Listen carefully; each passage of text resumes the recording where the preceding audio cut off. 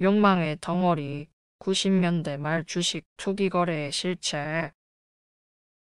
1990년대 후반 투자자들은 인터넷이라는 급성장하는 신기술을 활용하는 것이라면 무엇이든 엄청난 돈을 벌 수 있다고 생각했다. 이에 따라 인터넷 관련주에 대한 투기 열풍이 불었다.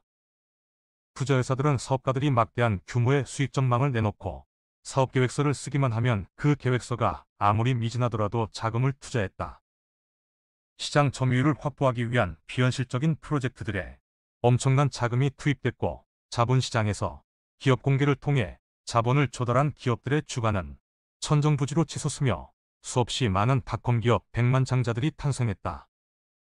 닷컴 붐은 여타 업종에도 영향을 미쳤는데, 특히 첨단 기술주라면 어떤 종목도 마찬가지였다. 투자자들은 끝간데 없이 치솟는 주가 상승의 상황에서 저마다 이득을 챙기기 위해 주식시장에 자금을 쏟아 부었다.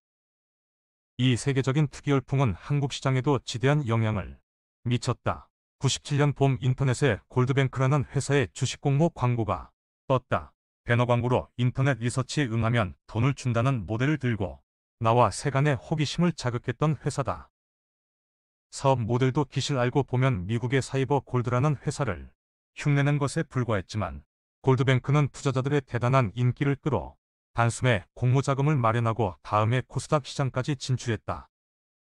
당시에는 만년 적자에 수익이 없는 기업이라도 상장이 가능했다.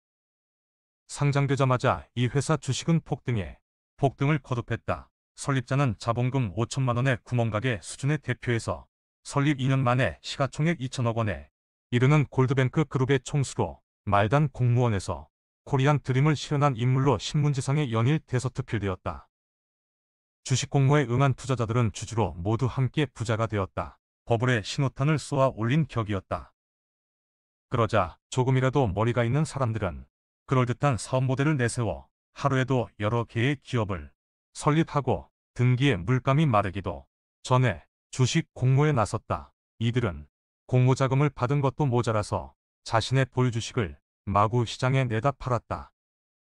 팔고 또 팔았지만 그래도 주식 가격은 오르기만 했다. 비상장 주식 값이 하늘 높은 줄 모르고 치솟자 일반인들도 마침내 한 몫 챙기기 위해 너도 나도 앞다퉈 투기에 뛰어 들었다. 탐욕에 눈이 먼 사람들은 기꺼이 욕망의 한여를 자처했다. 비상장 주식을 전문으로 중개하는 엔젤클럽이라는 이름의 묻지마 투자그룹이 전국에서 활개를 친 것도 이 무렵이다. 98년이 지나자 주식 투기는 이제 전국적인 현상으로 번졌다. 음모와 흉기로 가득 찬 시장에서 발기인들은 제 주머니만 불리기 위해 주식회사들을 마구 급조해냈고, 주가는 조작되었으며 허위 정보들이 마구 돌아다녔다.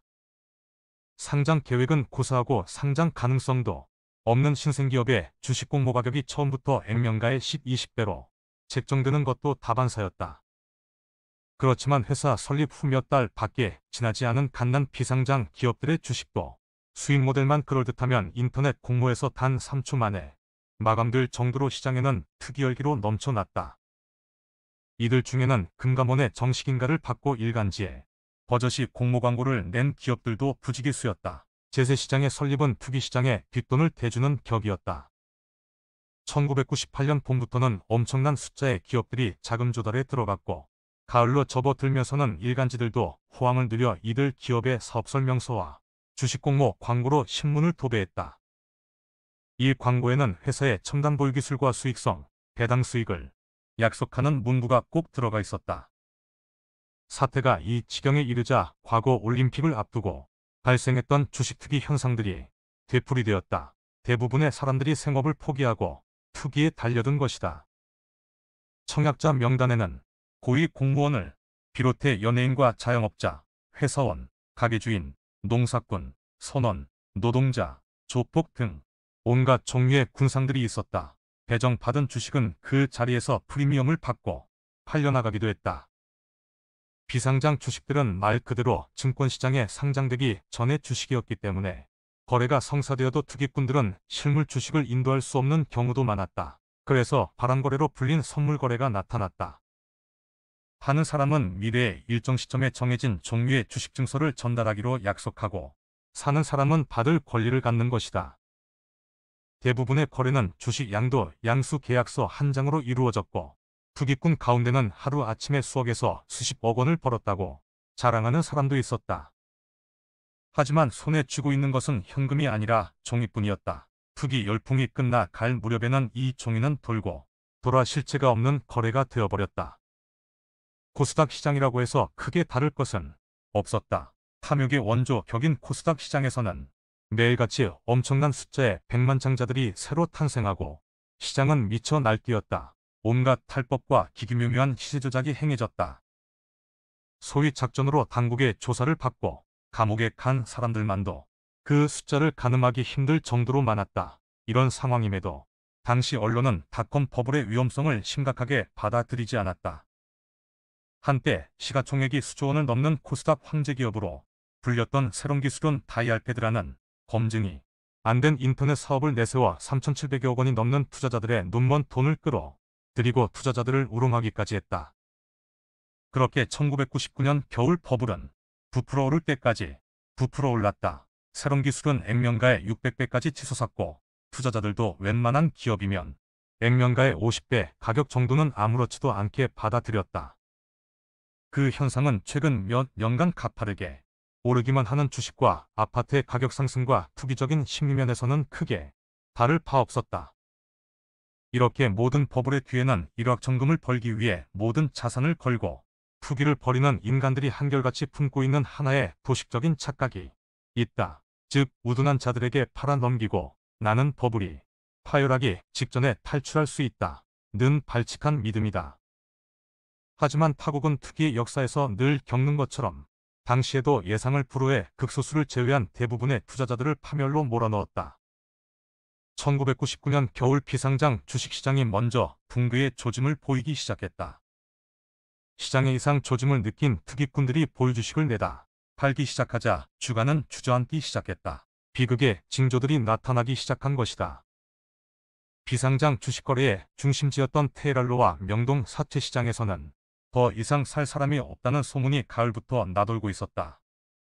실제로 비상장주의 메카 제스톡에서는 싸게 내놓은 주식조차 전혀 팔리지 않는 상황이 벌어졌고 대부분의 장외 주식들은 아예 거래조차 이루어지지 않았다. 2000년을 지나서는 장내와 장외 기업을 가리지 않고 부도가 줄지어 발생했다. 전문적인 주식 중개인들은 얼치기 투기꾼들에게 보유주식을 넘겨 일부나마 회수하려고 발버둥 쳤지만 아무 소용이 없었다.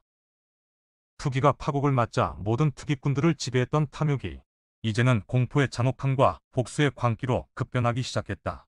고소와 고발이 이어지고 투소가 난무했으며 일부 투자자들은 조폭을 동원하여 백주 대낮에 대표이사를 협박하고 원금을 받아내기도 했다.